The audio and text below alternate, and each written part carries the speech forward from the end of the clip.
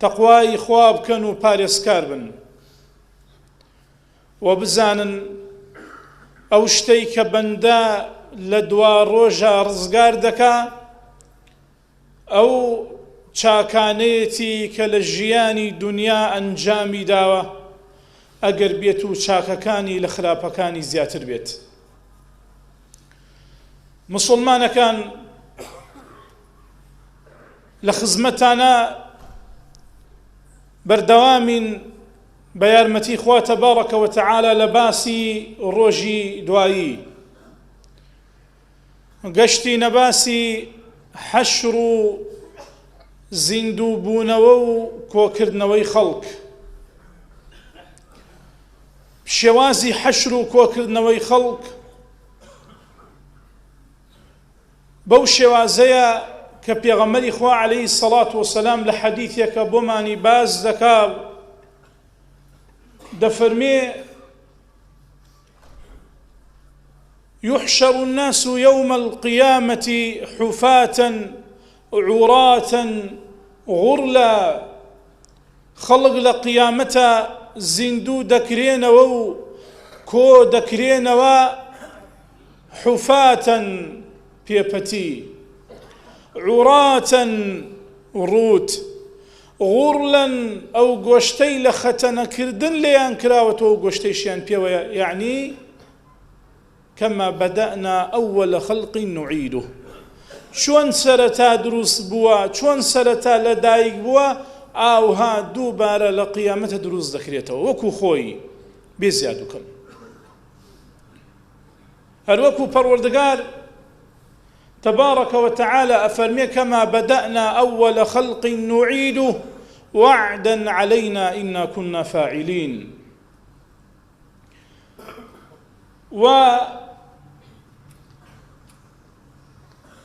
رضي الله عنها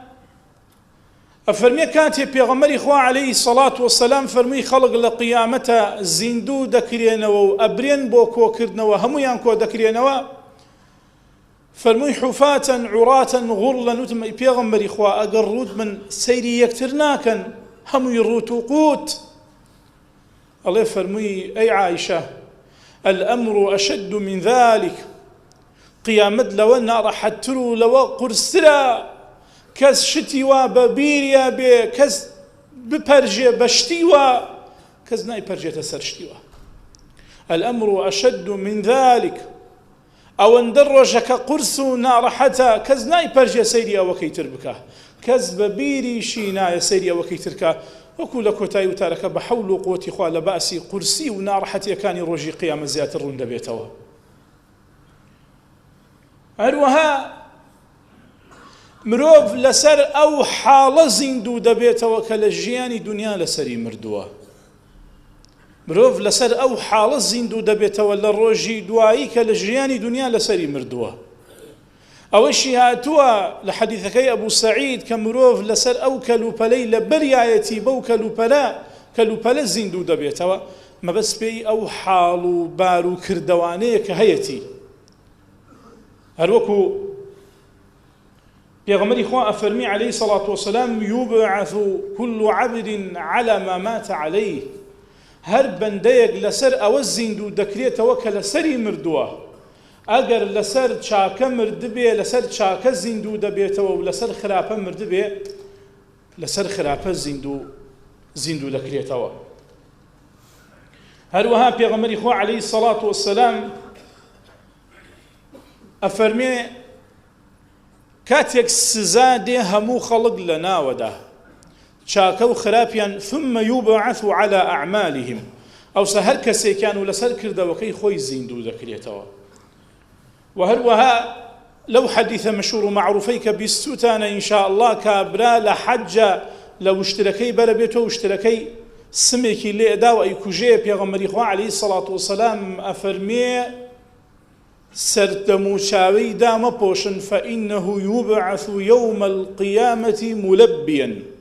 لبروي لإحرام بو لحج بو دنب لبيك اللهم لبيك بو فرموي لقيامة الزيندو أبيتو دنب لبيك، كواتا يبعث كل عبد على ما مات عليه، هەر عەبدێک لەسەر ئەوە زیندوو ئەکرێتەوە کە لەسەری مردووە. خوای گەورە بە فەضڵ و منەتی من و ئێوەش لەسەر ئیمان و تاعەتی خوا بمرێنێت. هەروەها شەهید وەکو لە حەدیثەکەی ئەبوو هورەیرە هاتووە ئەفەرمێ ما من مەکلوم یوکلم فی سەبیل الله، هیچ کەسێک نییە لە پێناوی خوا برینداریش ببێت إلا جاء يوم القيامة وكلمه يدمى، إلا لروجي قيامة دي برينكي خويني لأتكي. اللون لون دم والريح ريح مسك، رني خوينا بونكي بلان بوني مسكي لدي خوشترين بون. كواتا عبد لسر شي بمري لسر أو الزندو دبيتوا أي نازانا كاتيك إنسان قشت سرمك سنة تلقيني كي لا إله إلا الله لبر أوي لسر شي بمري لسر أو الزندو دبيتوا. خوي ولا آخر من خير كبرحمي خوي كزندو دبنوا خلق شيئا لبردايا. بيغمري خوا عليه الصلاة والسلام أفرمي كزندو دبموا يكمن كسيك جلو برقي دكريت بر بريتيل إبراهيم عليه الصلاة والسلام. يكمن كسيك جلو برقي أكريت بر بريتيل إبراهيم عليه الصلاة والسلام. سبارت بوي نهني أواتشي كإبراهيم يكم كسب برقي أكريت بر لقيامته. طبعا بيش وڵامی ئەو پرسیارە وەکو چۆن یەکەم کەس ئیبراهیمە دیارە لە قیامەتە ئەوانە زووتر بەرگ ئەکرێتە بەریان ساڵحتر و چاکترن، پاشان دوای ئەوان و پاشان دوای ئەوان. هەر کەس چاکەکەی و سەلاحیەکەی زیاتر بێ، زیاتر بۆ خوا سوڵحاوتر بێ، بەرگ زووتر ئەکرێتە بەری.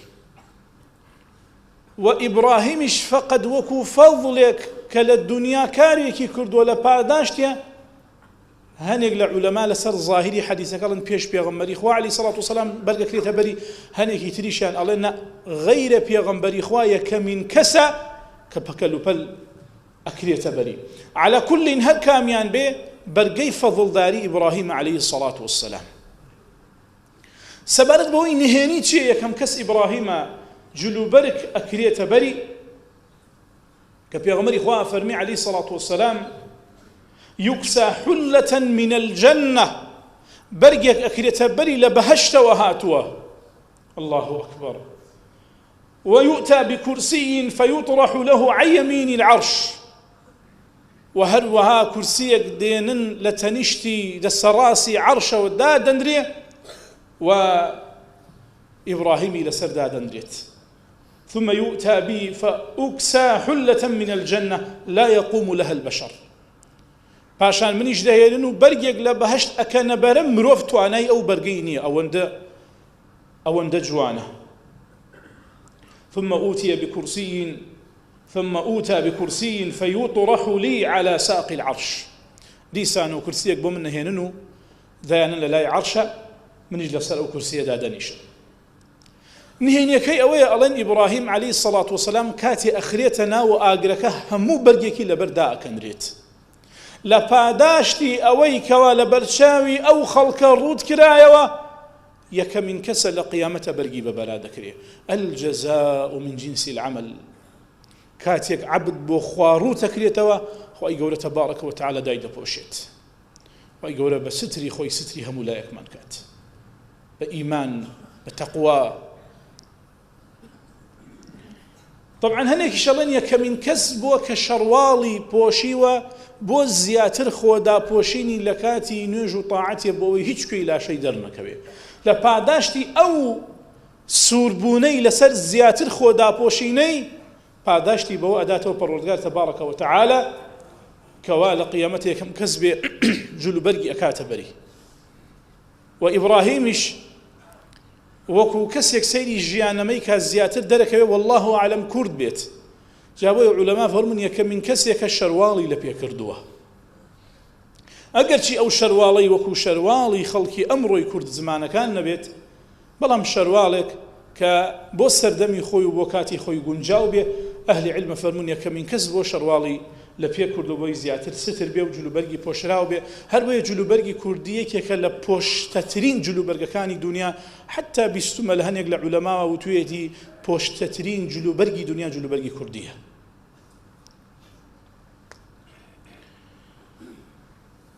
هەڵبەت قەولی تریش غەیرە ئەمە وتراوە، ئەمە دوو قەولە لەو قەولانەی کە معروف و مەشهوڕن زیاتر لە ناو عولەما باسییان لێوە کراوە. سیفاتی شێوازی گۆڕەپانی مەحشەر چۆنە کە خەڵکی تێدا کۆ دەکرێتەوە.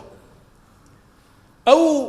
زەویەی کە خەڵکی تێدا کۆ دەکرێتەوە جیاوازە لەو زەویەی کە ئەمڕۆ خەڵکەی بینن. ئەو ئاسمانەی کە قیامەت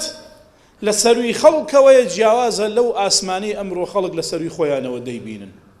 يوم تبدل الأرض غير الأرض والسماوات ڕۆژێک دێ زەوی و ئاسمانەکان ئەگۆڕدرێن بە زەوی و ئاسمانێکی جودا لەوەی هەن، جیاواز لەوەی هەن لەوەی کە دنیا خەڵک دەیبینن. و سهلی کوڕی سعد ئەفەرمێ پێغەمبەری خوا ئەفەرمێ عەلەیهی الصەلاة والسلام حەدیثەکە لە بوخاری مسلم هاتووە يحشر الناس يوم القيامة على أرض بيضاء عفراء خلق لقيامتها حشركرين لسر زويكي سبي عفراء يعني سبيكي ميلوسور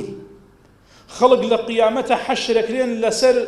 زەویەکی سپی مەیلە و سوور وەک کولێرەیەکی دروستکرا و لە ئاردێکی زۆر بێژراوی سفر. هیچ نیشانکردەیەکی تێدا نییە بۆ هیچ کەسێک. بەیضاء عەفراء کە قورسەتی نەقی، وەکو نانێکی نەقی ئەو ئاردەیە زۆر بێژراوە، ئاردێکی سپی. ليس فيها علم لأحد. علم بریتێ لەو بەردانەی کەڵەکە ئەکرێ کابراڵێ ئەمە سنووری زەویەکەی منە، بریتێ لەو شاخە لەو تەپۆڵکە لەو بەرزیەی کە لەسەر زەوی لەو علامەیە لەو ئاسنە لەو قوتعەیە دایەنەی ئەمە سنووری زەویەکەی منە. لە قیامەتە شوێنەوار و ئاسار و علامەی کەس لەسەر زەوی نییە. ناوتری ئەمە ماڵی فڵانە، ئەوە شوێنەواری ماڵی فڵانە، ئەوە مڵکی فڵان کەسە، ئەو بەرزاییە هی فڵان کەسە شتیوە لە قیامەتە نییە. بۆیە گۆڕەپانێکی کاکی بەکاکی و صاف. هەروەها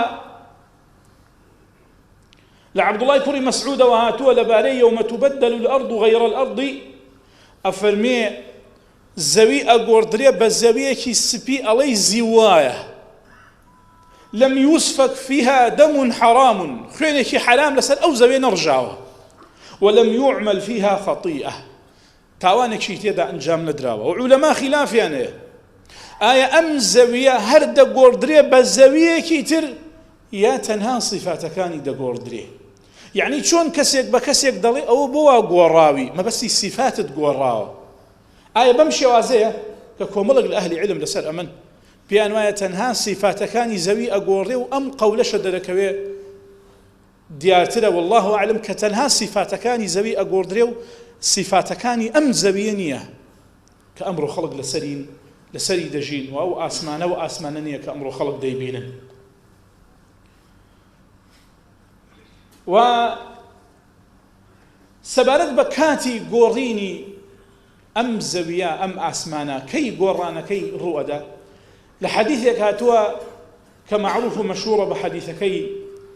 عائیشە و حەدیثەکەی ثەوبان ئەڵێ وتم ئەی پێغەمبەری خوا عەلەیهی السەڵاة وەسسەلام کاتێک ئەم زەویە ئەگۆڕدرێ بە زەویەکی تر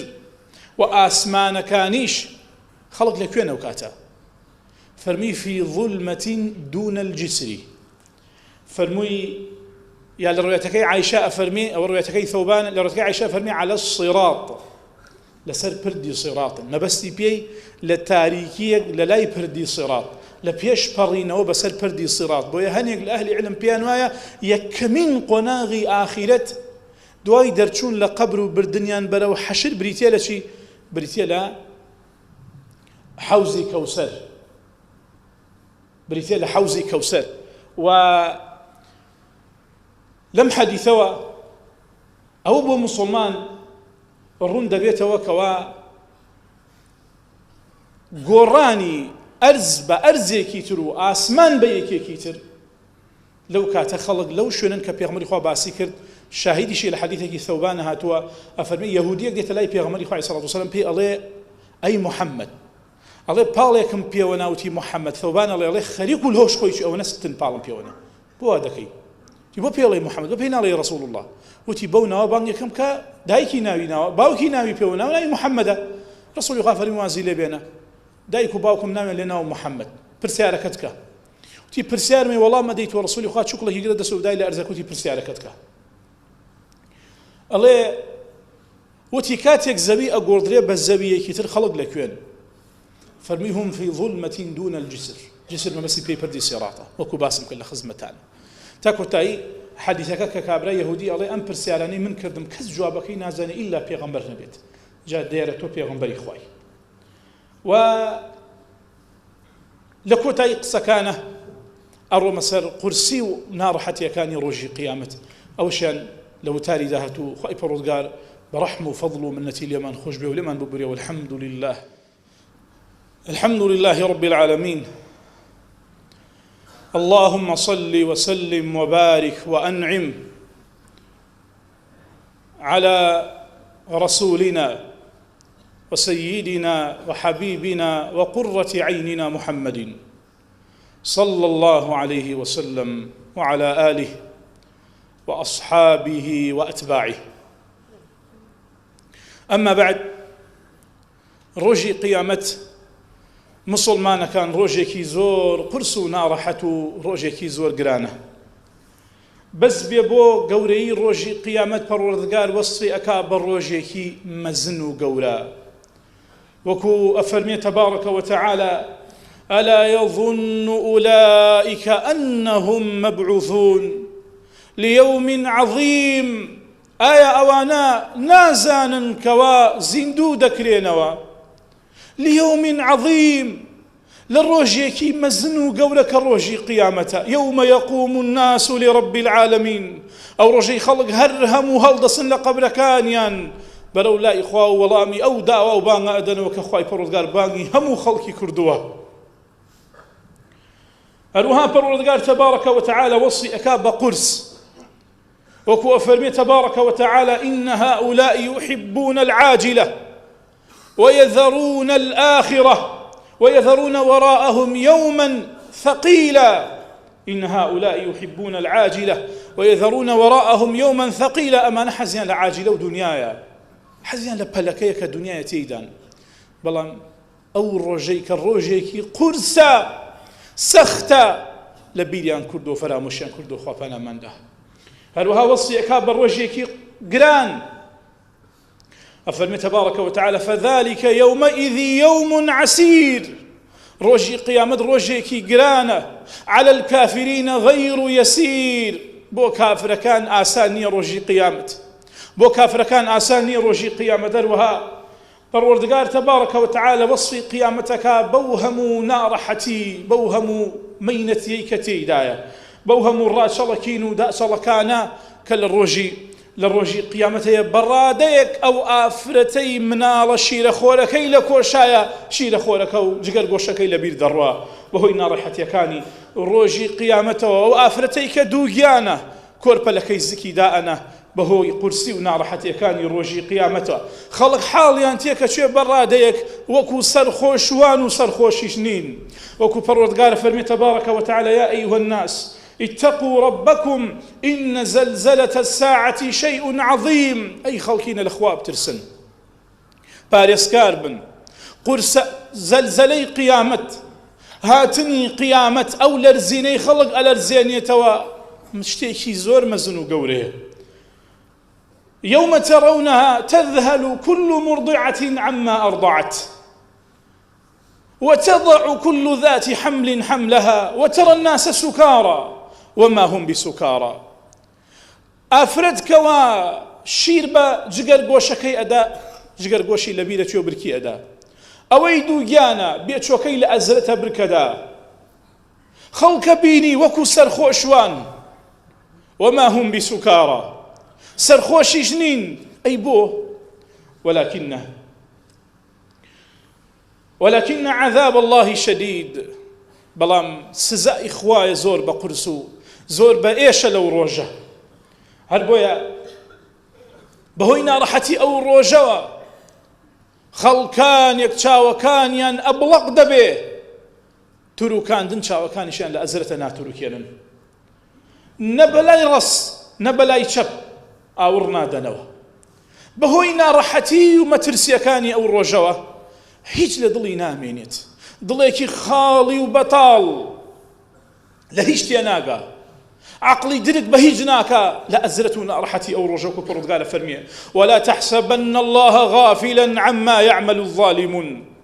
وانەزانن خوای گەورە بێ ئاگایە لەوەی ستەمکار و زاڵمەکان لە دنیا ئەنجامی ئەدەن إنما يؤخرهم ليوم تشخص فيه الأبصار خوای پەروەردگار تەبارەکە وتەعالە ئەیان با بۆ ڕۆژێک دوایان ئەخا بۆ ڕۆژێک کەوا چاوەکان تێیدا ئەبڵق دەبن مهطعين مقنعي رؤوسهم لا يرتد إليهم طرفهم وأفئدتهم هواء چاوەکانیان ناتروکێنن دڵەکانیان خاڵی و بەتاڵە لە هەر شتێک هیچیان لە دڵا نییە هیچیان لە مێشکە نییە ئەوەندە ڕۆژەکە قورس و ناڕەحەتە تەنانەت دڵی زاڵمەکان بەرزە بێتەوە بەرەو قورگیان و ئەوەندە ناڕەحەتە بەڵام لە قورگیشیان نایەتە دەرەوە لە شوێنی خۆی ناوەستێ دڵیان لە قورسی و ناڕەحەتی ئەو ڕۆژەکە و پەروەردگارە فەرمیێ وأنذرهم يوم الآزفة إذ القلوب لدى الحناجر كاظمين وریایان کەرەوە بیان ترسێنە لە ڕۆژی قیامەت کە دڵەکان دێتە سەرەوە حتا وەکو لای حەنجەرەیان کاظمین یعنی سامتین قسەش ناکەن بۆ لە ئەزرەت و ناڕەحەتی ئەو ڕۆژە و دڵی ناو قورگی گرتووە قسەی پێ ناکرێت هەروەها لە ئاەتی کتێرە وەصفی ئەو دڵانە و ئەو چاوانەی بێباوەڕان و کافران و زاڵمانمان بۆ دەکا خوا پەناماندا أفرمي تبارك وتعالى يخافون يوما تتقلب فيه القلوب والأبصار إيمان دارن لچ ڕۆژێ ترسن لەو ڕۆژەی کەوا چاوەکان تایە ئەبڵق دەبن دڵەکان تایە لە شوێنی خۆی ناوەستن ئیمان دارن لەو ڕۆژە دەترسن ئەو حاڵش بەسەر ئەوانە دێکەوە زاڵم و ستەمکار و بێباوەڕن هەروها پەروەردگارە فەرمێ ئەبصارها خاشعة قلوب يومئذ واجفة أبصارها خاشعة چاوانێک لەو ڕۆژە زەلیل شۆڕ بەهۆی ئەو زوڵم و ستەمەی کە لە دنیا خوا پەناماندا ئەنجامیان داوە بەس بێ بزانی بەهۆی ناڕەحەتیەکانی ڕۆژی قیامەتەوە مناڵ پیرە بێت پەروەردگار جل وعز ئەفەرمێ فكيف تتقون إن كفرتم يوما يجعل الولدان شيبا چۆن خۆتان لە ڕۆژی قیامەت ئەپارێزن ئەو ڕۆژە سەخت و قورسە ناڕەحەتەی کەوا مناڵەکان پیر دەکا سەری سپی دەبێ مناڵ کە ناڕەحەتیەکانی ڕۆژی قیامەت دەبینێت السماء منفطر به كان وعده مفعولا سەیری ئەم ئاسمانە ئەکەی قڵیشاوە و شەقی بردووەکو خۆی نەماوە ئەو دیمەنە ناڕەحەت و سەختانەوە ئەکا مناڵ پیر دەبێت لە ڕۆژی قیامەتە دیسان و پەروەردگار باسەکا بۆمان کە خزمایەتی نامێنێ کەسێتی نامێنێ نزیکایەتی نامێنێ قەرابەت نامێنێ ئەمە برایە و باوکە و کوڕە و ژنە و ئامۆزایە و هاوشێوەکانی هیچ لەمانە نامێنێ وەکو پەروەردگارە فەرمێ فإذا نفخ في الصور فلا أنساب بينهم يومئذ ولا يتساءلون كفوكرا بصورة أو صار خزمايتي والنسب والرق ورشلك وبشت نامني لبينيانا هەروەها هەموو کەسێک لەو ڕۆژە بەس بایەخ بە خۆیەدا ئاور بەلای کەس ناداتەوە گرنگی بە کەس نادە خۆی لا گرنگە کێ زۆر عەزیزە لە دنیا لە دڵیا لە قیامەتە نایناسێ و ئاوری بۆ لا ناداتەوە تەنانەت لە عەزیزترین کەسەکانی برایەتی دایکێتی کوڕێتی ژنێتی لە هەر هەمویان ڕائەکاوتە بەڕا لە هەر هەمویان دەکا پەروەردگارە فەرمێ فإذا جاءت الصاخة يوم يفر المرء من أخيه هرك الصاخهات أو فوكرا بصورة خلق لقبر كان ينزيدو بونوا أو إنسان لبراكي راكا لدايكي راكا لباوكي راكا وأمه وأبيه وصاحبته وبنيه لجنكي لمنا لكاني لكل امرئ منهم يومئذ شأن يغنيه. هر كسيك مشغولي إشي خويتي، هر كسيك خمي خويتي، نفسيتي خويتي أنا شئت. لاتي كتير فرمية يا أيها الناس اتقوا ربكم واخشوا يوما لا يجزي والد عن ولده ولا مولود هو جاز عن والده شيئا إن وعد الله حق خلقنا تقوى إخواب كانوا باريس كاربن وللروجيك بترسن كوا لا يجزي والد عن ولده لو رجاء أقر باوك بريتي بدا لبري كركي كربي دا لبري باوكي هي سوديكينيا للروجي قيامت ونايشي كان لا يزي كر بريتي نادا لبري باوكي أبلي من خمك ما في داي كركم كربلي خمك ما في داي باوكم اشتوا كزنايك لقيامتها. واتقوا يوما لا تجزي نفس عن نفس شيئا ولا يقبل منها شفاعة. للروجك بترسن كوا هيج نفسك خويناك تقرباني نفسك كتر بريتي جنادا لبري نفسك كتر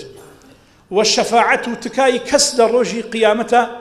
قبول ناكري بو خلقي ظالم استمكارو بيباوران ولا يؤخذ منها عدل بريتي لك زور ناقري بري فلان تاوان أو بارا أو مال همو زوي بدي وكو باسكم لخزمتان اللي قبول ناكريت. هل وها بردقال تبارك وتعالى بمان باسكا أفرمي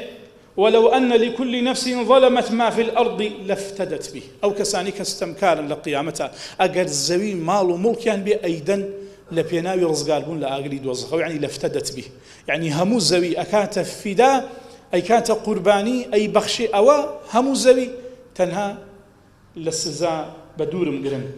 أروا بردقال تبارك وتعالى فرمي والذين لم يستجيبوا له لو أن لهم ما في الأرض جميعا ومثله معه لافتدوا به أولئك لهم سوء الحساب. كافران بباوران أجر همو سرزويان هبه أو نيتريشيان هبه والله لقيامة أيضا بس باس الزايا ندات. أربويا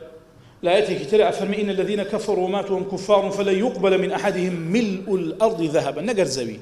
همو زوي برب زوي آلتون ببخشن والله إخوة قيامة اليوم قبول كات بويا مسلمان كان حتى أو رجنها تولي استوى خوتان آماده كان بروشي قيامة پروردگار داوای لو كم ترتان لدكا داوای سرزوي لكزن كردوا داوای آلتون أو ني سرزوي آلتون بخشينوي لكزن كردوا. هل كل حديثك صحيحة لبخاريات ولا نسيكر مالك وبيغمر إخوة عليه الصلاة والسلام فرمي كافر هنا للروجي قيامته بي ألين أقر بيتو أمره همو سرزوي پرسر زوي آلتون دهبوايا أدبخشي وبيسزاد ندين الله بالله. پرتغال فرمي من داواي لو كم ترم لي كردي داواي زور لو كم ترم لي كردي نتكرد بلام أمره يتركاتي ورقرتني بريتيني لهيج كس أمره روجي ورقرتنوي در أنجامي كارو كردوي خوتانا حتى كافر واي بيدي تمناك عزيزترين كسي ضلي أكات قرباني بلام لي ورناقيريو لي قبول ناكري حتى أفرمي يود المجرم لو يفتدي من عذاب يومئذ ببنيه استمكان لو رجاء تمناك مناوكاني بكات قرباني ويبس عذاب ندري بلام لي قبول ناكري وصاحبته جنكي وأخيه وها براكاني وفصيلته التي تؤويه عشيرتي بنمالكي حركس حتى دايكو باوكيشي بلام بباسي دايكو باوكناكا لبروي پروردگار رازيني بوي كسيك دايكو بابي بكا بقرباني جا لبرو باسي دايكو باوكي نكردو بلام لآياتكي ترى كباسي فرار الراكردني كرد باسي دايكو باوكي بو كردين بلام بيرا كباسي فداو قرباني كردنا اوش برتي لفضل دايكو باوك اغاتا لفضل دايكو باوك تان بيت للدنيا بركيان مدن بوي لقيامتها برو الرشينة قيتو اخوة تبارك وتعالى. هلوها پروردگار تبارك وتعالى لآياته كتيرا ويناينا رحتي رجي قيامت من بوكا أفرمي تعرج الملائكة والروح إليه في يوم كان مقداره 50,000 سنة. يكيت اللي قرسي كان قيامة دوتاني أندازكي 50,000 صالة 50,000 صالي دنيا بوي خلق أو اندل قيامت أو استن بيزار بن نار حتى بن أم پیا و چاکەکە ئەو پیا و چاکەکە لە پێغەمبەران ئەڕۆنە لایەن بۆی شەفاعەتیان بۆ بکە لە ناڕەحەتی ڕزگاریان بێت ئەوەندە ئەمێنەوە لە ساحەی مەحشەر و لە گۆڕەپانی قیامەتە. طبعا ئەم کافرانە ئەم مجریمانە لە ڕۆژی قیامەتە کاتێکی زنوو دەبنەوە ئەو عمرە زۆریان لە دنیا کردووە کە هەیان بۆ لە کافرانی کۆن 1000 ساڵ ژیاوە، هەیان بۆ زیاتر ژیاوە، هەیان بۆ 500 ساڵ ژیاوە، هەیان بۆ 100 ساڵ ژیاوە. کاتێ لە قیامەت زیندوو دەبێتەوە جگە لەو ماوە زۆرەی کەوا لە ناو قەبرە ماوەتەوە، لە بەرزەخە ماوەتەوە کە لە قیامەت زیندوو ئەبێتەوە ئەزانێت تەنها ڕۆژێ بووە یا چەند ڕۆژێک بووە یەومەن و بەعضەیە ڕۆژێک یان چەند ڕۆژێک بوو لەوە زیاتر نییە. لەو تارەکانی داهاتووە بە حەول و قووەت و عەونەتی خوا تەبارەکە وتەعالە زیاتر درێژە بەم باسانە ئەدەم داوکەرم لە خوای گەورە بە فەضڵ و کەڕم و منەتی وامان لێ بکە لەو عەبدانە بین کە خۆیان بۆ ئەم ڕۆژە ئامادەکەن. خوای لێمان ببووری عەفومان کەی، لێمان خۆش بی بە لێ خۆشبوون و لێبوردەی خۆت لێمان ببووری.